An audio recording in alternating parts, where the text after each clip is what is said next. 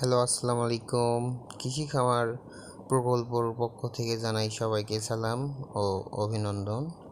সবাই কেমন আছেন? আশা করি সবাই ভালো আছেন। আজকে আমার কোয়েল পাখির খামারে একটা হৃদয় বিতরক ঘটনা ঘটে, যা ইতিপূর্বে আর কখনো হয় নাই।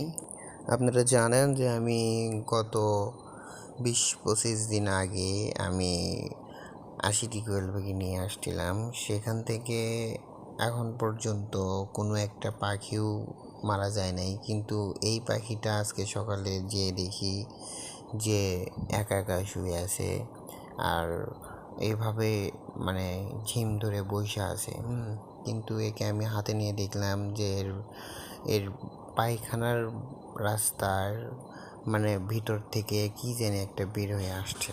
হ্যাঁ, একটা লালের মতো বের হয়ে আসছে, আর ও বাথরুম করতে পারতেছে না। কিন্তু এটা কেন, কিভাবে হইলো, এই বিষয়টা আমি অজানা। আর আপনারা জানেন যে এই বিষয়ে আমাদের কোনো অভিজ্ঞতা নাই। আমরা এটা নতুন নতুন শুরু করছি। দয়া করে কেউ যদি এই রোগটা ধরতে পারেন, তাহলে নিশ্চয়ই একটু কমেন্টের মাধ্যমে হোক কিংবা হোয়াটসঅ্যাপে ফোন দিয়ে হোক আমাদেরকে একটু জানাবেন। হ্যাঁ, এটা কি সমস্যা, এটার কী ওষুধ দেওয়া লাগবে একটু জানাবেন। আসসালামু আলাইকুম।